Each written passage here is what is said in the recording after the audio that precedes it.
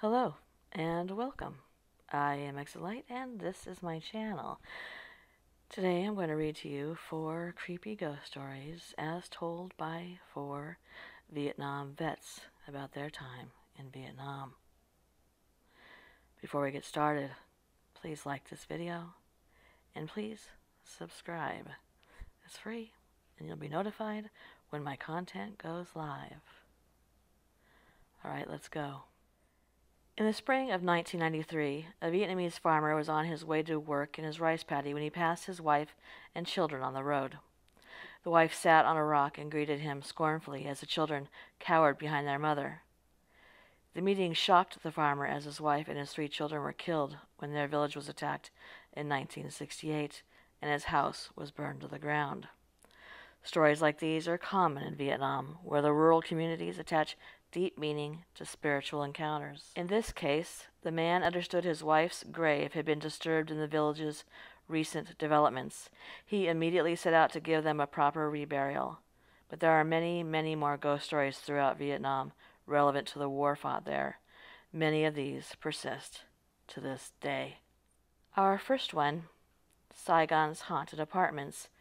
The building at 727 Trong Hung Dao in Ho Chi Minh City, also known as Saigon, was a building that housed American service members for much of the Vietnam War, but its construction was plagued by accidents from the get-go, some of which killed the workers building the building. Many blamed it on the number of floors the building had, which was unfortunately 13. In order to calm their fears and get the building completed, the architect decided to call in a shaman to fix the building's feng shui issues. It's said that the shaman brought in dead bodies of 4 virgins from the local hospitals and buried them at the 4 corners of the building, which would then protect it from evil spirits. But to this day, residents hear screams of horror in the middle of the night, the sound of a military parade on the march through the building, and the apparition of a spectral American GI walking and holding hands with his Vietnamese girlfriend. The next is the tunnel rats encounter. On Reddit, a terminally ill Vietnam veteran recounted a story of his time in Vietnam that he was going to take to his grave, but opted to put it on the website. For the uninitiated, Army tunnel rats were troops who would crawl into NVA and Viet Cong tunnels to eradicate the troops that hid below the surface. It was one of the war's most dangerous jobs, crawling around in the dark, avoiding booby traps, and trying to kill before they killed you. This tunnel rat was crawling into the deepest tunnel he'd ever been in, along with his partner, when they finally arrived in the main room. They were astonished that no booby traps were set, and an oil lamp was lit. The only thing they found was a tarp, but when they moved the tarp, it revealed a set of stone stairs moving even deeper underground. The stairs were odd and definitely not built by the VC. They looked centuries old.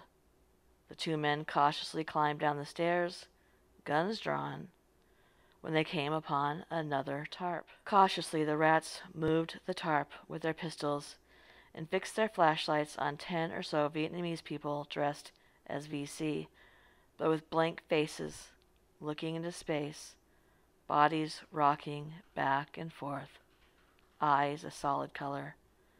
The men waved their flashlights and weapons in their faces, but nothing stopped their rocking motion. Their now rusted weapons were in a pile in the corner. At the head of the room was a golden icon of a naked woman, except the lower half of her body featured 8 tentacles instead of human legs. The men were tempted to touch the icon, but instead decided to rig the entrance with C4 and bail as fast as possible. As they were leaving, they heard a woman's voice call out to them. My partner, Benoit, yelled out, "Ignore it. Keep moving." He kept shouting that from behind me. I didn't need to be told I wasn't going back. It was the longest crawl of my life. I saw daylight and kept crawling even though the hands were raw and bloodied. I emerged into the light of day and gasped for fresh air. Benoit followed. We warned the others about the C4 charges, but told them nothing else. Benoit and I sat there in total silence and prayed. Finally, the ground shook. A dull thud was heard, and a spray of dirt emerged from the tunnel. We both breathed a sigh of relief. It is only after an experience like that that you ask yourself the small questions. To this day, I still ask myself, who the fuck was keeping the candles lit in that damn room? And our next one, a veteran comes home. On a Notre Dame alumni website, an alum remarked about his chance encounter with a guy he had known since grade school. He was working a construction job in 1967 and was on his way home one night after work.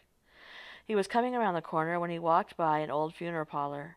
He noticed the man was his old friend Jerry, a guy he hadn't seen in 2 years. The construction worker was tired and not really in the mood to rehash old times, so he put his hat down and walked by his old friend unnoticed. When he got home, his mother was on the phone talking to one of the construction worker's friends. She immediately stopped her son to tell him that his old friend Jerry had been killed in Vietnam, and his body was at that funeral parlor just down the street. And this one. Marines in Vietnam would often try to recruit locals to help guide them in the area of their operations. In some areas, however, the locals were fearful of going into the densest, darkest parts of the jungle. The reason, they found, was a local superstition that phantoms called Ma occupied the trees there. Montagnards warned the U.S. troop that reanimated corpses awaited them in those trees. The Marines, of course, shrugged the stories off as folklore. Starting in 1965, it became very real. American troops in the jungles of Vietnam began reporting ghostly figures moving supernaturally through the trees. Others reported fanged creatures with black eyes that would try to kidnap and consume unsuspecting troops. In one encounter, the beasts were found to be bulletproof. It didn't matter what time of day it was. The corpses lived both day and night, since the triple canopy jungle kept the sunlight from hitting them. The military's top brass decided to get rid of it. That's the real reason the military developed Agent Orange and napalm. The Marines would then roll in with flamethrowers to finish the job. Thank you for coming. I hope you found this video interesting. Gives you something to think about. Good night.